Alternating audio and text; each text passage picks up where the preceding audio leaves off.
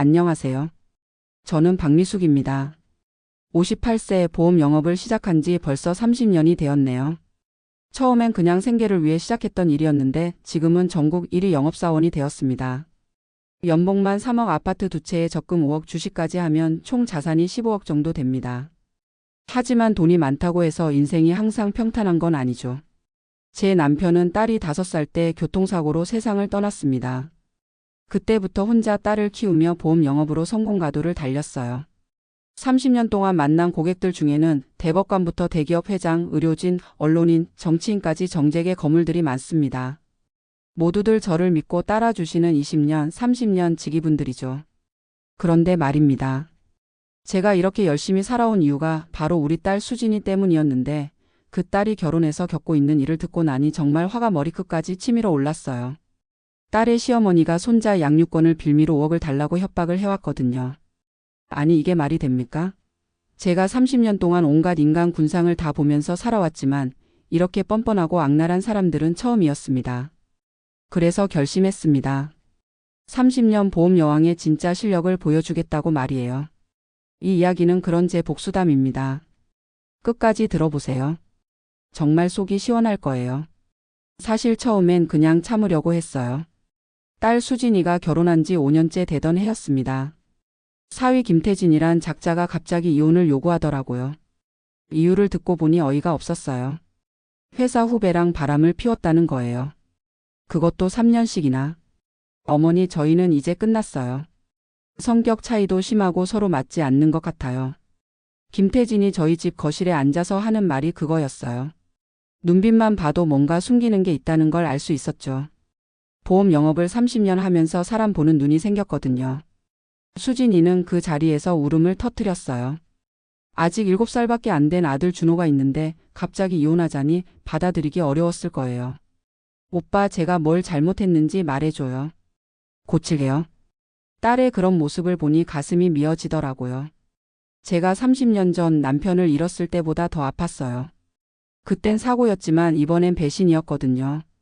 김태진이 입에서 나오는 말은 더 가관이었어요. 수진이가 나쁜 건 아니에요. 그냥 우리가 안 맞는 거죠. 아들은 제가 키우겠습니다. 아들을 키우겠다고요? 바람 피운 놈이 무슨 자격으로요? 그때 저는 직감했습니다. 뭔가 계획적으로 준비한 일이라는 걸 말이에요. 단순한 성격 차이로 이혼하려는 게 아니라 다른 속셈이 있다는 걸요. 며칠 뒤 진짜 충격적인 일이 벌어졌어요. 김태진의 어머니 장순자란 여자가 찾아왔거든요. 미숙 씨 우리 아들이 이혼하겠다고 하니까 어쩔 수 없잖아요. 그런데 손자는 우리가 키워야죠. 아이가 엄마 없이 자라는 게 불쌍하긴 하지만 아버지는 있어야 하지 않겠어요? 말은 그럴듯하게 하는데 눈빛이 예사롭지 않았어요. 뭔가 더 있다는 표정이었죠. 그런데 말이에요. 손자를 키우려면 양육비가 만만치 않을 거 아니에요? 아파트도 넓은 곳으로 이사해야 하고 교육비도 많이 들고 말이죠. 결국 본색이 드러났어요. 솔직히 말하면 5억 정도 있으면 아이를 잘 키울 수 있을 것 같아요. 미숙 씨가 돈이 많으시잖아요. 손자를 위해서라고 생각하시고 도와주시면 안 될까요? 그 순간 정말 어이가 없었어요. 5억을 달라고요? 손자 양육권을 볶아서요? 만약 돈이 안 된다면 할 수 없죠. 그럼 법적으로 해결할 수밖에 없을 것 같아요. 아시잖아요. 요즘 아버지 쪽에서 양육권 가져가는 경우가 많다고요. 완전히 협박이었어요. 돈을 주지 않으면 손자를 못 보게 하겠다는 협박 말이죠. 집에서 장순자가 나간 뒤 저는 한동안 멍하니 앉아 있었어요. 30년 동안 정직하게 살아오며 모은 재산을 이런 식으로 빼앗겨야 하는 건가 하는 생각이 들었죠. 하지만 곧 정신을 차렸어요. 제가 누구예요? 30년 동안 보험 영업 전국 1위를 한 박미숙이에요. 온갖 어려운 고객들을 상대하며 살아온 사람이라고요. 그날 밤 저는 수첩을 꺼내서 계획을 세우기 시작했어요. 김태진 일가가 누군지 제대로 알아보겠다고 마음먹었거든요. 첫 번째 단계는 정보 수집이었어요. 저에게는 30년간 쌓인 인맥이 있었거든요. 다음 날 바로 개인 탐정 박 선생에게 전화를 걸었어요. 제 고객 중 한 분이 운영하는 흥신소였죠. 박 선생님 급한 일이 있어서 연락드려요. 아, 미숙 씨. 무슨 일이세요? 사위와 그 가족들에 대해서 자세히 알아봐 주실 수 있나요? 뭔가 수상한 구석이 있어요. 박 선생은 제가 20년 넘게 보험을 관리해 드린 고객이었어요. 당연히 흔쾌히 승낙해 주시더라고요. 물론이죠. 며칠만 시간을 주시면 상세한 자료를 준비해 드릴게요. 일주일 뒤 받은 조사 결과는 정말 충격적이었어요. 김태진이란 놈은 결혼 3년 차부터 회사 후배 최지영이란 여자와 바람을 피우고 있었어요. 그것도 아주 계획적으로요. 저희가 결혼 선물로 준 5억을 주식 투자한다고 하더니 2억은 투자 실패로 날리고 나머지 3억은 도박으로 다 털어먹었더라고요. 더 심각한 건 회사 공금까지 손을 댔다는 거였어요. 1억 2천만 원을 횡령해서 도박빚 갚는 데 썼다는 거예요. 이 자식이 진짜. 혼자 중얼거리면서도 화가 치밀어 올랐어요. 우리 딸이 5년 동안 그런 놈과 살았다는 게 너무 화났거든요. 그런데 장순자라는 년의 행각은 더 가관이었어요. 손자 준호를 이용해서 수진이를 정신적으로 괴롭히고 있었거든요. 아이한테 엄마가 나쁜 사람이야. 엄마 때문에 아빠가 힘들어해. 이런 식으로 세뇌를 시키고 있었어요. 동네 부녀회에서는 수진이 험담을 퍼뜨려서 아이 학교에서까지 따돌림을 당하게 만들었고요. 수진이가 다니는 보험회사의 사기꾼이라고 허위 신고까지 했더라고요. 정말 악질이네. 그리고 무허가 반찬 가게를 운영하면서 7년 동안 세금을 한 푼도 안 냈다는 것도 알아냈어요. 이웃집 주차장도 무단으로 사용하면서 항의하면 오히려 협박을 한다더라고요. 최지영이란 여자는 또 어떤가요? 김태진과 사내 불륜을 시작하면서 의도적으로 임신까지 한 거예요. 완전히 계획적인 거죠. SNS에는 불륜도 사랑이면 괜찮다. 원처는 남편 관리 못한 자신을 탓해야 한다. 이런 글을 올리면서 우리 딸을 조롱하고 있었어요. 김태진의 친구들에게는 원처가 바람을 피워서 이혼하는 거라고 거짓말까지 퍼뜨리고 있었고요. 이전 직장에서는 횡령으로 해고당한 전력도 있더라고요. 성형외과 시술비 2천만 원도 미지급 상태였고요. 이 사람들이 진짜 한패네. 모든 자료를 정리하고 나니 머릿속이 정리되었어요. 이들은 그냥 이혼하려는 게 아니라 우리 딸의 재산까지 빼앗으려고 작정한 거였어요. 특히 김태진이 결혼하면서 받은 5억을 다 날린 상황에서 손자 양육권을 빌미로 추가로 5억을 더 뜯어내려는 계획이었던 거죠. 그래, 이제 알겠다. 그럼 나도 준비를 해보자. 그날 밤부터 저는 본격적으로 복수 계획을 세우기 시작했어요. 제가 30년 동안 보험 영업을 하면서 만난 인맥들을 총정리해봤어요. 대법관 출신 변호사님, 방송국 PD, 국세청 고위 공무원, 검찰 간부, 대기업 임원들. 정말 든든한 분들이 많더라고요. 모두들 저와 20년, 30년을 함께 해온 분들이에요. 제가 정말 고객을 위해 일해왔기 때문에 이런 관계를 맺을 수 있었던 거죠. 좋아, 이제 시작해보자. 저는 수첩에 복수 계획을 단계별로 적어 나갔어요. 1단계는 동맹 구축이었어요. 제 인맥들에게 도움을 요청하는 거죠. 2단계는 각계 격파였어요. 최지영부터 시작해서 장순자, 그리고 마지막에 김태진 순서로요. 3단계는 결정타였어요. 모든 악행을 세상에 공개하는 거죠. 계획을 세우고 나니 마음이 한결 편해졌어요. 30년 동안 쌓아온 인맥과 경험이 헛되지 않겠다는 생각이 들었거든요. 다음 날 아침 저는 첫 번째 전화를 걸었어요. 여보세요, 김 변호사님? 저 박미숙이에요.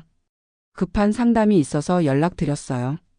김 변호사님은 대법관 출신으로 현재 대형 로펌을 운영하고 계세요.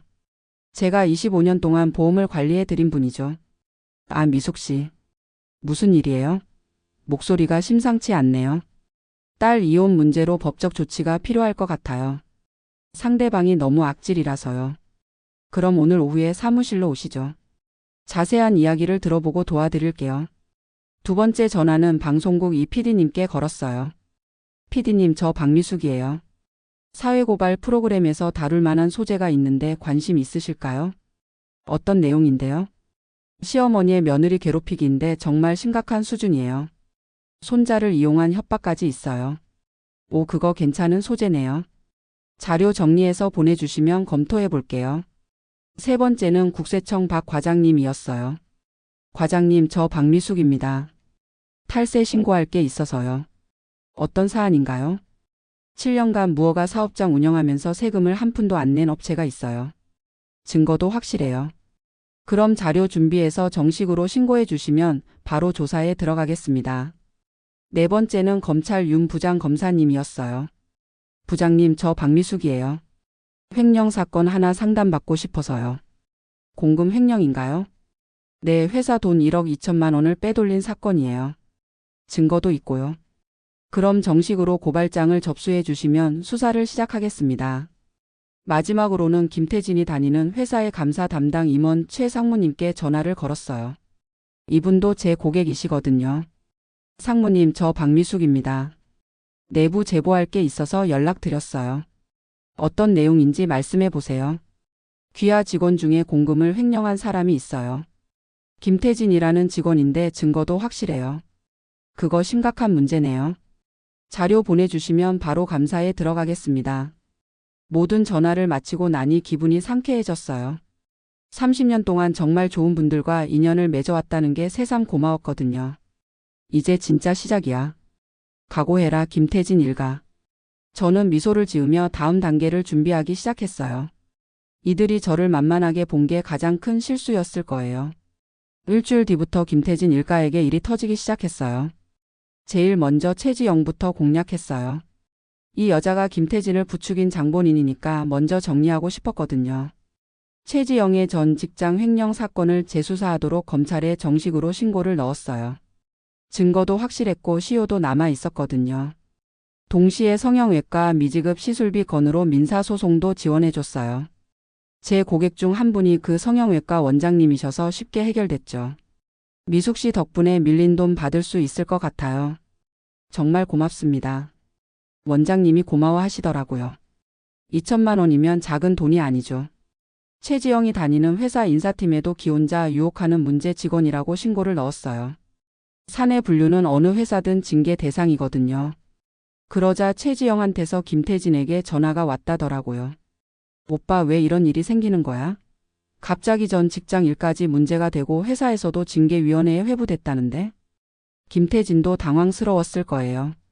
갑자기 여러 곳에서 문제가 터지니까요. 진정해, 지영아. 그냥 우연의 일치일 거야. 하지만 저는 이제 막 시작한 거였어요. 며칠 뒤 김태진 회사에서 갑자기 감사가 시작됐어요. 최 상무님이 제가 제공한 자료를 바탕으로 내부 감사에 들어간 거죠. 김태진의 공금 횡령 증거가 속속 드러나기 시작했어요. 1억 2천만 원이 빠진 게 명확하게 확인됐거든요. 김태진 씨, 이 돈이 어디로 간 건지 설명해 주세요. 그게 투자에 실패해서. 투자요? 회사 돈으로 개인 투자를 한 건가요? 김태진은 제대로 답변도 못하고 횡설수설하더라고요. 결국 즉시 정직 처분을 받았어요. 동시에 국세청에서 장순자의 무허가 반찬 가게에 급습을 들어갔어요. 박 과장님이 신속하게 처리해 주신 거죠. 세무조사 받으러 나오세요. 장순자는 완전히 패닉 상태가 됐어요. 뭐야 이거? 누가 신고한 거야? 하지만 7년간 세금을 한 푼도 안 낸 증거가 너무 명확했어요. 장부도 제대로 안 써놨고 신고도 안 했고 완전히 무허가 상태였거든요. 어머님, 이거 심각한 문제예요. 7년치 세금에 가산세까지 하면 한 5억 정도 나올 것 같은데요. 세무공무원의 말에 장순자 얼굴이 새하얘졌어요. 5억? 그게 말이 돼요? 법대로 하면 그렇게 나와요. 탈세는 중범죄거든요. 김태진 모자는 서로를 의심하기 시작했어요. 엄마, 누가 우리를 신고한 것 같아? 갑자기 이런 일들이 연달아 터지잖아. 그러게 말이야. 누군가 우리를 노리고 있는 것 같아. 하지만 저는 아직 시작도 안 했어요. 이제 본격적인 심리전을 시작할 때였거든요. 김태진에게 익명으로 문자를 보냈어요. 당신의 모든 비밀을 알고 있습니다. 횡령, 도박, 불륜. 며느리에게 사과하고 재산을 돌려주면 봐주겠습니다. 그렇지 않으면 더 큰 일이 생길 겁니다. 장순자에게도 보냈어요. 손자를 이용한 협박을 당장 중단하세요. 무허가 사업장과 세금 포탈은 이미 신고됐습니다. 더 큰 일이 생기기 전에 그만두세요. 최지영에게는 꽃다발과 함께 메모를 보냈어요. 임신한 몸으로 감옥 가기 싫으면 김태진과 헤어지세요. 전 직장 횡령건은 이미 재수사에 들어갔습니다. 세 사람 모두 완전히 불안에 떨기 시작했어요. 서로를 의심하면서도 누가 자신들을 노리는지 알 수 없으니까요. 김태진이 장순자에게 전화를 걸더라고요. 엄마, 혹시 누군가한테 원한을 산 일 없어? 누가 우리를 이렇게 괴롭히는 거야? 나도 모르겠어. 하지만 분명 박미숙이 뒤에 있을 거야. 그럴까? 하지만 증거가 없잖아. 그러는 사이에 검찰에서 김태진 횡령 사건 수사에 본격적으로 착수했어요. 윤 부장검사님이 담당하셨거든요. 김태진을 참고인으로 소환하겠습니다. 김태진은 검찰 조사를 받으러 가면서 완전히 기가 꺾여 있었어요. 회사에서는 정직당하고 검찰에서는 조사받고 익명의 협박까지 받으니까 멘탈이 완전히 나가버린 거죠. 누가 저를 이렇게 괴롭히는 거예요? 검사님 앞에서도 횡설수설하더라고요. 일단 횡령 혐의부터 해명해 주세요. 1억 2천만 원이 어디로 간 건지 말이에요. 그게 도박에서 잃었습니다. 도박요? 회사 돈으로 도박을 한 거예요? 김태진은 결국 모든 걸 자백할 수밖에 없었어요. 증거가 너무 확실했거든요. 한편 최지영은 전 직장 횡령 사건으로 구속영장이 신청됐어요. 이미 증거가 다 나와 있는 상황이었거든요. 이런 일이 왜 갑자기 생기는 거야? 최지영이 김태진에게 울면서 전화했지만 김태진도 자기 일로 바빴어요. 지영아 미안해. 나도 지금 검찰 조사받느라 정신이 없어. 오빠가 나를 버리는 거야? 그게 아니라 지금은 시간이 없어. 둘의 관계도 점점 틀어지기 시작했어요. 서로 자기 일로 바쁘다 보니 서로를 원망하게 된 거죠. 장순자는 세무조사 때문에 완전히 패닉 상태였어요. 세금을 5억이나 내라고? 그럼 집까지 팔아야 해. 하지만 법은 법이었어요. 7년간 한 푼도 안 낸 세금에 가산세까지 하면 정말 5억 가까이 나왔거든요. 어머님, 이건 절대 피할 수 없어요. 법적으로 정해진 거니까요.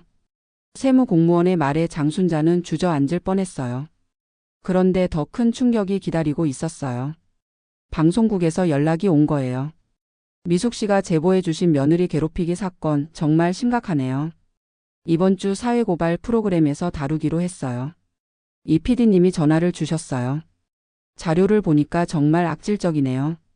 손자 세뇌하는 녹음 파일까지 있고 SNS 조롱 글들도 있고. 네, 다 실제 자료들이에요. 이거 방송 나가면 전국적으로 난리 날 것 같아요. 정말 괜찮으세요?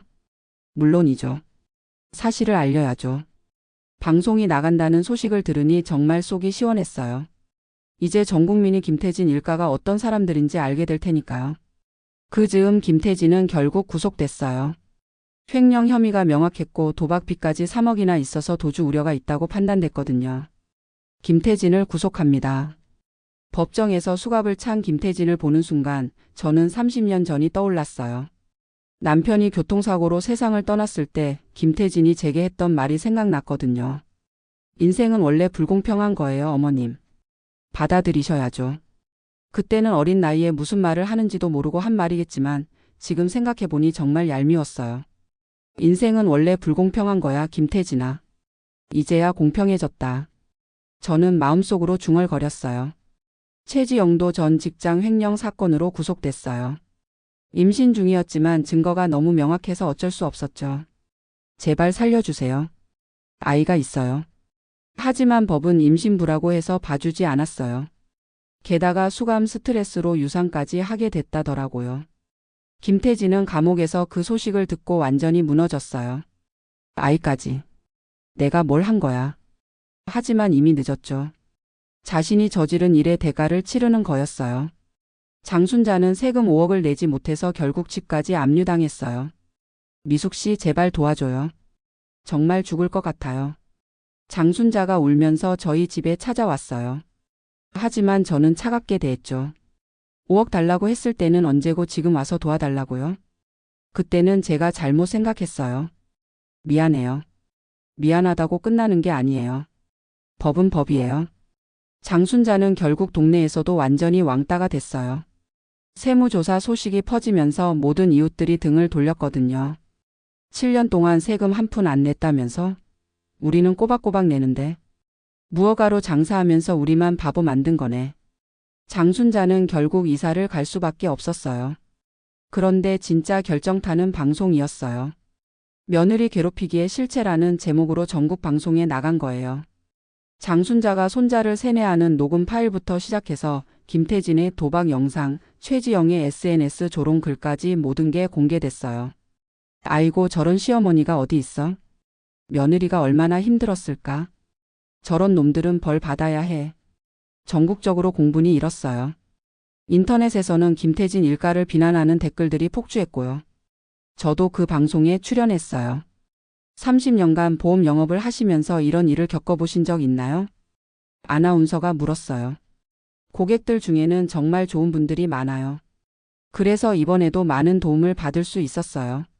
나쁜 사람들은 결국 혼자가 되지만 좋은 사람들은 서로 도우며 살아가거든요. 제 말이 방송에 나간 뒤 김태진 일가는 전국에서 손가락질받게 됐어요. 김태진은 감옥에서 동료 수감자들에게까지 따돌림을 당했어요.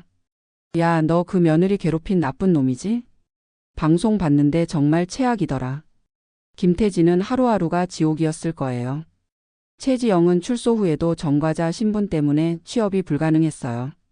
게다가 방송 때문에 얼굴까지 알려져서 어디 가서도 숨을 수 없었죠. 장순자는 새로 이사간 동네에서도 방송을 본 사람들 때문에 또 왕따가 됐어요. 어머, 저 사람 방송에 나온 그 시어머니 아니야? 어머나, 맞네. 저런 사람이 우리 동네에 이사 온 거야? 결국 장순자는 몇 번을 이사할 수밖에 없었어요. 그리고 마침내 양육권 소송에서 완전한 승리를 거뒀어요. 김 변호사님이 김태진 일가의 모든 악행을 법원에 제출했거든요. 횡령, 도박, 불륜, 아동학대, 허위신고, 세금 포탈. 모든 증거가 명확했어요. 원고의 주장을 모두 인정합니다. 피고들의 행위는 도저히 용인할 수 없는 수준입니다. 판사님도 김태진 일가의 행위에 분노하시더라고요. 양육권은 원고에게, 위자료는 10억으로 판결합니다. 위자료 10억까지 받게 됐어요. 김태진이 결혼할 때 받은 5억의 2배였죠. 할머니, 이제 우리가 이겼어요? 손자 준호가 제게 물었어요. 응, 우리가 이겼어. 이제 아빠한테 괴롭힘 안 당해도 돼. 준호는 그동안 김태진과 장순자 때문에 많이 힘들어했어요. 특히 할머니가 엄마가 나쁜 사람이라고 세뇌시키려 할 때는 정말 혼란스러워했죠. 할머니, 엄마가 정말 나쁜 사람이에요? 아니야, 준호야. 엄마는 좋은 사람이야. 다른 할머니가 거짓말을 한 거야. 이제는 그런 걱정 없이 지낼 수 있게 됐어요. 수진이도 많이 밝아졌어요. 엄마 정말 고마워요. 엄마 아니었으면 어떻게 됐을지. 뭘 고마워해. 엄마가 당연히 해야 할 일이었어. 하지만 속으로는 정말 뿌듯했어요. 30년 동안 쌓아온 인맥과 경험이 결국 딸을 지켜준 거였으니까요. 위자료 10억과 제 재산으로 수진이의 카페 사업을 지원해줬어요. 수진이가 예전부터 카페를 하고 싶어 했거든요. 정말 좋은 곳이네, 엄마. 강남 한복판에 작지만 예쁜 카페를 열었어요. 수진이가 직접 운영하고 저는 뒤에서 지원해주는 형태로요. 준호의 교육도 신경 써줬어요. 그동안 부모 이혼 문제로 많이 힘들어했으니까 상담도 받게 하고 좋은 학원도 보내줬어요. 할머니, 저 공부 열심히 할게요. 그래, 우리 준호가 훌륭한 사람이 되자. 고객들도 제 이야기를 듣고 정말 멋있다고 해주시더라고요. 미숙 씨 정말 대단해요. 30년 인맥이 헛되지 않네요. 보험 여왕답게 멋지게 해결하셨네요. 덕분에 보험 영업도 더욱 잘 되기 시작했어요. 제 이야기가 입소문을 타면서 새로운 고객들도 많이 생겼거든요. 어느 날 새로운 고객이 상담을 받으러 오셨어요. 미숙 씨 소문 많이 들었어요. 정말 믿을 만한 분이라고 하던데요. 감사합니다. 보험은 정말 중요해요. 인생에는 예상치 못한 일들이 많이 생기거든요. 어떤 일들 말인가요? 저는 미소를 지으며 말했어요. 보험은 위험에 대비하는 겁니다. 사고나 질병 같은 것도 있지만 나쁜 사람들로부터 오는 위험도 있어요. 하지만 좋은 사람들과 관계를 맺고 살면 그런 위험들도 이겨낼 수 있죠. 그분이 고개를 끄덕이시더라고요. 그런 의미에서 보험은 단순한 상품이 아니라 인생의 안전망이라고 할 수 있어요. 상담을 마치고 혼자 앉아 있는데 지난 일들이 주마등처럼 스쳐 지나갔어요. 김태진 일가의 협박부터 시작해서 복수 계획을 세우고 실행하고 마침내 승리하기까지. 정말 긴 여정이었어요. 하지만 결과적으로는 잘 해결됐어요. 나쁜 사람들은 벌을 받았고 저희 가족은 평화를 되찾았으니까요. 특히 30년 동안 정직하게 살아온 게 가장 큰 무기였다는 걸 깨달았어요. 그래서 좋은 분들과 인연을 맺을 수 있었고 어려울 때 도움을 받을 수 있었거든요. 저는 수첩을 꺼내서 마지막 페이지에 썼어요. 복수 완료. 30년 보험 여왕의 진짜 실력을 보여줬다. 그리고 수첩을 덮으며 중얼거렸어요. 이제 정말 끝이야. 하지만 사실 끝이 아니었어요. 새로운 시작이었죠. 딸과 손자와 함께하는 평범하지만 행복한 일상, 그리고 더욱 의미 있는 보험 영업. 30년 경험을 바탕으로 고객들에게 진짜 도움이 되는 일을 하고 싶었어요. 며칠 뒤 또 다른 고객이 찾아오셨어요. 미숙 씨, 저도 며느리 때문에 고민이 있어서요. 어떤 고민인지 말씀해 보세요. 저는 다시 미소를 지으며 상담을 시작했어요. 이번에는 며느리를 도와주는 입장이 될 수도 있겠네요. 어쨌든 제가 배운 건 하나예요.